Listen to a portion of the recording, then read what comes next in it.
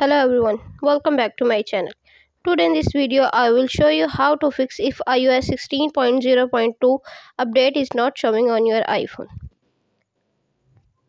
First of all, subscribe to my YouTube channel and press the bell icon to get new tech videos. Now let's start the video. Open the setting app on your iPhone. On the setting page, scroll down, tap General. On the General page, scroll down, tap VPI and Device Management. Tap iOS 16. Tap Remove Profile. Enter your passcode. Again remove. Tap Not Now. Then go back General page. Tap Software Update.